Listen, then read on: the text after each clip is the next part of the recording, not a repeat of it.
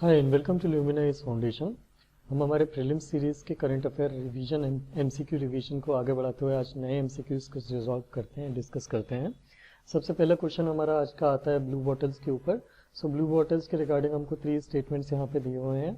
The first statement is it is not a jellyfish but a siphonophore, a colony of marine organisms.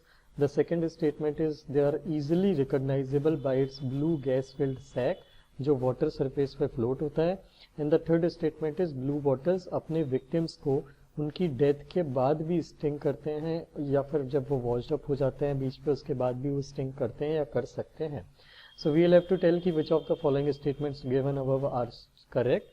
तो सबसे पहले हम blue bottle के बारे में देख लेते हैं। ब्लू बॉटल एक ब्लू सैक फिल्ड जैसे ऑर्गेनिज्म की तरह दिखता है। यहाँ पे यू कैन सी कि एक बैलून जैसे एयर सैक की तरह ये ऑर्गेनिज्म दिखता है। एंड ब्लू बॉटल की अगर हम बात करें Indo Pacific man of war भी इसको बोला जाता है। तो ये एक जेलीफिश नहीं है, ये एक साइफोनोफोर है। साइफोनोफोर मतलब ये एक सिंगल ऑर्गेनिज्म मल्टीपल ऑर्गेनिजम्स के साथ multiple similar blue bottle organisms के साथ अटैच होकर एक कॉलोनी बनाता है जिसमें हर एक कॉलोनी के पार्ट का अलग फंक्शन होता है। इसका कुछ और फंक्शन होगा, इस कॉलोनी के पूरी कॉलोनी के इस पार्ट का कुछ और फंक्शन होगा। So they work together, they join together and work together as a colony जिसमें हर एक पार्ट का कॉलोनी के अलग अलग फंक्शन होता है। तो ब्लू बॉटल को आप easily blue gas filled sac से रिकॉग्नाइज कर सकते हैं जो वाटर के सरफेस पे फ्लोट होती है। इनके टेंटिकल्स होते हैं, इनके पास एक टेंटिकल्स होते हैं जो प्रीडेटरी होते हैं, they are polyps.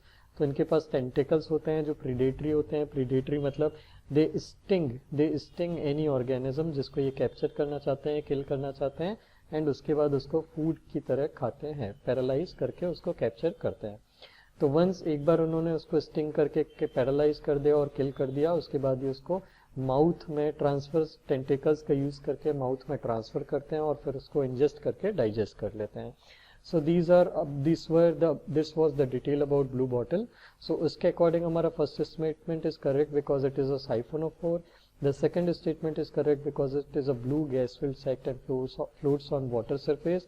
And third, it can sting victim even after they are dead. तो उस according हमारा option D, that is 1, 2 and 3, all the statements are correct. Then we move on to our second question. The second question is based on Open Network for Digital Commerce (ONDC). तो इसके बारे में हमको 3 statement दिए हुए हैं। पहला statement is it is an initiative जो सारे exchange of goods and services के एक्सचेंज के लिए डिजिटल और इलेक्ट्रॉनिक नेटवर्क के ऊपर ओपन नेटवर्क को प्रमोट करता है। मतलब ये ऐसे ओपन नेटवर्क को प्रमोट करता है जो गुड्स एंड सर्विसेज एक्सचेंज करने के लिए एक इलेक्ट्रॉनिक मीडियम प्रोवाइड करता है। ये DPIIT का department of promotion of industry and internal trade ministry of commerce and industry के अंदर में इनका इनिशिएटिव है। एंड थर्ड, ये मार्केट प्लेस को operator driven platform centric model से facilitator driven interoperable decentralised network में ट्रांसफॉर्म करना चाहता है। These are the 3 statements which have been given to us and which of them are correct we have to identify. तो सबसे पहले तो हम ONDC के बारे में डिस्कस कर लेते हैं। ONDC कहना चाहिए UPI जो आपने पढ़ा है, UPI की तरह ही एक प्लेटफॉर्म है। UPI की तरह प्लेटफॉर्म है। इसका क्या मतलब है? इसका ये मतलब है अभी करंटली सिस्टम कैसा चलता है कि एक प्राइवेट कंपनी आती है जैसे कि अमेजन हो गया, फ्लिपकार्ट हो गया, वो एक प्लेटफॉर्म बनाते हैं जिसपे जाके सेलर्स और अपने आप को रजिस्टर कर सकते हैं एंड बायर्स जो है प्रोडक्ट बाय कर सकते हैं किसी भी सेलर के। ONDC में इसमें प्रॉब्लम ये होती है, प्रॉब्लम ये है कि ये जो प्राइवेट कंपनीज हैं ये अपने प्रॉफिट को देखते हुए या डिस्क्रिमिनेशन की कुछ पॉलिसी फॉलो करती हैं। मोनोपोली करके रखा है इन्होंने कि किस सेलर के प्रोडक्ट को ये टॉप पे या हायर रैंक पे दिखा सकते हैं। इससे वो मर्केंट जिनके पास एक्सेस नहीं है मैनेजमेंट का या कंपनीज के पास, या वो बहुत ज़्यादा पे नहीं कर सकते, प्रॉफिट शेयर नहीं कर सकते प्राइवेट कंपनीज को, उनके प्रोडक्ट दिखते नहीं है, क्लियरली विजिबल नहीं होते एंड उन छोटे सेलर्स को नुकसान होता है। ONDC इस मोनोपोली को ख़त्म करने के लिए है। इसमें सेलर्स जो हैं अपना खुद का, ये एक ओपन प्लेटफॉर्म है। ओपन प्लेटफॉर्म मतलब ये एक ओपन नेटवर्क है, not a platform, it is an open network जिसपे कोई भी जाके अपना प्लेटफॉर्म बिल्ड कर सकता है एंड विजिबल हो सकता है कस्टमर्स के लिए, जिसमें कस्टमर्स ONDC के जब ऐप पे जाएंगे तो वहाँ पे उनको प्लेटफॉर्म दिखेगा कि इसके लिए एक अलग से प्लेटफॉर्म बना हुआ है जिसपे ये सेलर लिस्टेड है। स्मॉल सेलर, मीडियम सेलर या फिर कोई भी छोटा मोटा बिजनेस, जो बड़ा बिजनेस हो चाहे छोटा बिजनेस हो, हर कोई अपने प्रोडक्ट को सेल कर सकता है और यहाँ पे कोई भी डिस्क्रिमिनेशन नहीं होगा किसी भी सेलर के साथ। तो this is a new UPI, this is a UPI for basically e commerce, ये इस तरह से बनाया गया है। This is open network for digital commerce. तो ये ओपन नेटवर्क को प्रमोट करता है for all aspect of exchange of goods and services. ये ओपन सोर्स मेथोडोलॉजी पे बना है, जैसा कि मैंने बताया, इसमें कोई भी पर्सन जाके अपना खुद का इंडिविजुअलाइज्ड पर्सनलाइज्ड प्लेटफॉर्म बिल्ड कर सकता है independent of any specific platform, और ये डिजिटल इलेक्ट्रॉनिक ई कॉमर्स को डेमोक्रेटाइज करने की कोशिश कर रहा है। ये क्या करेगा, जो लोकल कॉमर्स हैं किसी भी सेगमेंट में, चाहे मोबिलिटी हो, फूड डिलीवरी हो, ट्रैवल हो, उसको इजीली डिस्कवर करने में हेल्प करेगा और नई अपॉर्चुनिटी को क्रिएट करने के साथ साथ डिजिटल मोनोपोली जो है प्राइवेट कंपनीज की, उनको रेस्ट्रिक्ट करेगा। अब सेलर्स के पास एक ऑप्शन है कि अगर अमेजन या फ्लिपकार्ट उनके प्रोडक्ट्स को शो नहीं कर रहा तो वो ONDC पे अपने आप को लिस्ट करके कस्टमर्स के लिए इजीली विजिबल हो सकते हैं। तो ये मर्केंट्स जो हैं ये अपना इस पर डाटा भी सेव कर सकते हैं, क्रेडिट की हिस्ट्री का अपने क्लाइंट्स का, और ये इनिशिएटिव है DPIIT का under ministry of commerce and industry. तो उसके अकॉर्डिंग ये तीनों स्टेटमेंट हमारे सही होते हैं। ये पहला ओपन नेटवर्क है, ये DPIIT ने लॉन्च किया है सेकंड स्टेटमेंट के अकॉर्डिंग, एंड थर्ड ये प्लेटफॉर्म सेंट्रिक मॉडल से facilitator driven interoperable decentralised network की तरफ जाता है। तो ये option D becomes our right answer. Then we move on to our third question. हमारा थर्ड क्वेश्चन ये बोलता है कि which of the following statements, ये हमसे क्वेश्चन पूछा है क्रिमिनल प्रोसीजर आइडेंटिफिकेशन एक्ट 2022, ये जो लास्ट ईयर एक एक्ट पास हुआ था उस पर ये क्वेश्चन है। तो इसके तीन ऑप्शन हमको दिए गए हैं इसके रिगार्डिंग। पहला ऑप्शन है कि ये लॉ इन्फोर्समेंट एजेंसीज को कन्विक्ट्स, जो भी कन्विक्ट्स होते हैं, किसी क्राइम के कन्विक्ट होते हैं या अदर पर्सन जिनको भी क्राइम के अंदर में कैप्चर किया गया है, रिपीटेडली क्राइम करने के लिए उनको अरेस्ट किया गया है, उनके मेजरमेंट कलेक्ट करने के लिए ऑथोराइज करता है, परमिशन देता है। The second statement is prisoners act 1920, जो अभी तक किसी भी क्रिमिनल के मेजरमेंट रिकॉर्ड करने के लिए अलाउ करता था या परमिशन देता था लीगली। ये छोटे ऑफेंसेस या पेटी ऑफेंसेस जो हैं उनके लिए भी परमिशन देता था, जबकि ये वाला जो एक्ट है नया वाला 2022 वाला एक्ट, ये सिर्फ उन्हीं चीज़ों, उन्हीं क्रिमिनल्स के या उन्हीं एक्यूज्ड के डाटा या मेजरमेंट कलेक्ट करने की परमिशन देता है जिन्होंने ऐसा क्राइम किया हो जिसके लिए एटलीस्ट 1 ईयर या उससे ज़्यादा की पनिशमेंट मिलती हो। And third statement is her state को एक अप्रोप्रिएट एजेंसी नोटिफाई करनी पड़ेगी जो ये जो डाटा बेस है मेजरमेंट का, इसको कलेक्ट करे और प्रिजर्व करके रखे। So which of the statement are correct, हमको ये आइडेंटिफाई करना है। तो हम देख लेते हैं क्रिमिनल प्रोसीजर आइडेंटिफिकेशन एक्ट 2022, ये जो है लीगल सैंक्शन प्रोवाइड करता है लॉ इन्फोर्समेंट एजेंसीज को जो मेजरमेंट कलेक्ट कर सके कन्विक्ट का या कोई भी पर्सन जो for the purpose of identification and investigation of criminal matter. तो कोई भी पर्सन, किसी भी पर्सन का जिसका क्रिमिनल मैटर के रिलेटेड आइडेंटिफिकेशन इन्वेस्टिगेशन करना है, उसके लिए किसी भी पर्सन का या फिर किसी कन्विक्ट का मेजरमेंट लेने के लिए अलाउ करता है। ये लेजिस्लेशन जो है मिनिस्ट्री ऑफ होम अफेयर्स ने नोटिफाई किया था।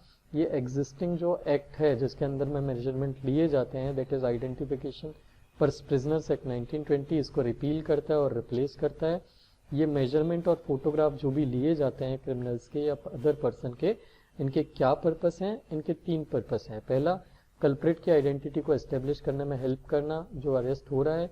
दूसरा, अगर कोई सस्पेक्टेड रिपीटेशन कर रहा है सिमिलर ऑफेंस का, तो उसको आइडेंटिफाई करने में हेल्प करना कि वो सेम पर्सन है या दूसरा पर्सन है। और तीसरा, प्रीवियस या पहले कभी उसका कन्विक्शन हुआ है ये कंफर्म करने के लिए ये मेजरमेंट या डाटा कलेक्ट किया जाएगा। इसके अंदर में स्टेट लेवल पे हर स्टेट को एक अप्रोप्रिएट एजेंसी नोटिफाई करनी पड़ेगी जो ये मेजरमेंट जो है उसका डाटाबेस बनाएगी, कलेक्ट करेगी और प्रिजर्व भी करेगी। नेशनल लेवल पे NCRB, national crime records bureau को ये अथॉरिटी दी गई है कि वो डाटा के रिकॉर्ड को प्रोसेस करेगी, शेयर करेगी, मैनेज करेगी। इसके पहले जो एक्ट था जो मेजरमेंट से डील करता था, दैट इज प्रिजनर्स एक्ट 1920, इसके अंदर में मेजरमेंट जो था वो उसके लिए लिया जाता था जिस केस में, उन केसेस के लिए बस लिया जाता था जिन केस में एटलीस्ट 1 ईयर या उससे ज़्यादा की पनिशमेंट हो। लेकिन जो करंट एक्ट है, ये वाला जो एक्ट है क्रिमिनल अमेंडमेंट एक्ट, इसके अंदर में मेजरमेंट उसके लिए भी अलाउ होगा जिसमें अगर कोई पेटी ऑफेंस है तो उसके लिए भी पुलिस जो है वो मेजरमेंट ले सकती है, डाटा या डिटेल ले सकती है। तो उस अकॉर्डिंग देखा जाए तो हमारा फर्स्ट ऑप्शन तो करेक्ट होता है कि ये लॉ इन्फोर्समेंट एजेंसीज को लीगल सैंक्शन देती है। सेकेंड ऑप्शन बिकम्स रॉन्ग क्योंकि इसमें उल्टा लिखा हुआ है, प्रिजनर एक्ट में 1 ईयर या उससे ज़्यादा की पनिशमेंट के लिए मेजरमेंट बस कलेक्ट किए जाते थे। नए वाले एक्ट में 1 ईयर पेटी ऑफेंसेस के लिए भी मेजरमेंट लिए जा सकते हैं। एंड थर्ड ऑप्शन जो है ये this becomes right, her state को अपनी एक अप्रोप्रिएट एजेंसी को नोटिफाई करना होगा जो डाटा को प्रिजर्व और कलेक्ट करेगी। तो उस अकॉर्डिंग हमारा second statement becomes wrong, that is हमारा B, only 1 and 3 becomes correct, that is the right answer is B. Then उसके बाद we move on to our next question. हमारा next question is about metamaterials. इसके regarding हमको 3 statement दिए हुए हैं कि this is an, first statement is this is an artificial electromagnetic media जो सब वेवलेंथ स्केल पे स्ट्रक्चर्ड है। द सेकेंड स्टेटमेंट इज इनकी जो प्रॉपर्टीज आती है वो इससे नहीं आती है कि वो किससे बने हैं, बट उनका स्ट्रक्चर क्या है उसके कारण आती है। And the third statement given is they are manufactured based on the principle of negative reflective index. ये नेगेटिव रिफ्लेक्टिव इंडेक्स के बेस पे बने हैं जिसके अंडर ये लाइट जो भी पास इससे होती है उसको वो बैकवर्ड बेंड कर देते हैं रिवर्स डायरेक्शन में। सो हमको बताना है कौन कौन से स्टेटमेंट हमारे सही हैं। सबसे पहले हम फर्स्ट मेटा मटेरियल्स के बारे में जान लेते हैं। तो मेटा मटेरियल्स किसी भी टाइप का मटेरियल होता है, ये किसी भी मटेरियल से बना हुआ मटेरियल होता है। फंक्शनल मटेरियल, कन्वेंशनल मटेरियल से मेटल भी हो सकता है, प्लास्टिक भी हो सकता है, किसी भी चीज़ से बना हुआ एक बेसिकली मटेरियल है जिसको इस तरह से हमने स्ट्रक्चर किया हुआ है कि जब इसके अंदर से कोई लाइट पास होती है तो वो उस लाइट की पूरी प्रॉपर्टीज को चेंज कर देता है इन अ डिफरेंट डायमेंशन, जो नॉर्मली नहीं पॉसिबली की जा सकती। लाइट की प्रॉपर्टीज को इस तरह से चेंज कर देता है जो नॉर्मली हम नहीं कर सकते दूसरे मटेरियल्स के थ्रू जो नेचुरली मिलते हैं। तो दीज आर आर्टिफिशियल, क्योंकि ये हमने खुद बनाए हैं स्ट्रक्चर चेंज करके, इसलिए they are artificial electromagnetic media जो सब वेवलेंथ स्केल पे काम करते हैं। सब वेवलेंथ स्केल मतलब जो लाइट की ओरिजिनल, जो लाइट पास हो रही है उसकी जो वेवलेंथ है उस वेवलेंथ के अंडर, मतलब उस वेवलेंथ के कम लेवल पे उसको कन्वर्ट कर देते हैं या उस मॉडिफाई कर देते हैं या चेंज कर देते हैं उसमें। ये ऐसी ऑप्टिकल प्रॉपर्टीज प्रोवाइड करते हैं जो जिसको हम रिप्रोड्यूस कर सकते हैं, जो लाइट की वेवलेंथ के कम वेवलेंथ पे काम करती है। ऐसा करने पे लाइट जो है ऐसी प्रॉपर्टी शो करने लगता है जो नॉर्मली हम नहीं देखने मिलती है हमको, और हम उसका यूटिलाइजेशन कर सकते हैं कई जगह पे, जैसे कि कम्युनिकेशन में, रडार में, सोनार में, एडवांस मटेरियल्स जो एडवांस ऑप्टिकल टेक्नोलॉजी बेस्ड हम इंस्ट्रूमेंट बना रहे हैं उनमें यूज़ कर सकते हैं। एंड हम अपने इंस्ट्रूमेंट्स को बहुत हाई फंक्शनिंग या हाई एफिशिएंसी पे काम करा सकते हैं। तो ये जो स्पेशल प्रॉपर्टीज मिलती है इन मटेरियल्स को, मेटा मटेरियल्स को, due to change in their structure जो हमने आर्टिफिशियली डिजाइन किया है, that they are called as meta materials. और इनकी प्रॉपर्टीज जो आती है they are based on principle of negative reflective index. मतलब जब लाइट इसमें से पास होती है तो नॉर्मली जब लाइट किसी ऑब्जेक्ट से पास होती है तो उसका अगर कुछ रिफ्लेक्टिव इंडेक्स है तो वो उसको लाइट को डायरेक्शन को चेंज कर देता है। इस केस में ये लाइट को पूरा बैकवर्ड में टर्न कर देती है। So this is the property या fundamental good property of metamaterial. इसके अकॉर्डिंग हमारे तीनों स्टेटमेंट होते हैं करेक्ट, क्योंकि फर्स्ट स्टेटमेंट इस सेइंग कि आर्टिफिशियल इलेक्ट्रोमैग्नेटिक मीडिया है जो सब वेवलेंथ स्केल पे काम करती है, जो हमने ऑलरेडी देख लिया। ये इनकी प्रॉपर्टीज इनके कंपोजिशन से नहीं आती है, इनके स्ट्रक्चर से आती है, that is why this second statement is also correct. And third statement is ये नेगेटिव रिफ्लेक्टिव इंडेक्स पे काम करते हैं जो हमने ऑलरेडी देखा, that is why option 3 statement 3 is also correct. इसके अकॉर्डिंग हमारे सारे स्टेटमेंट करेक्ट हैं, that is option D becomes correct. देन उसके बाद हम मूव करते हैं हमारे लास्ट क्वेश्चन पे। हमारा लास्ट क्वेश्चन है national intellectual property awareness mission NIPAM पे।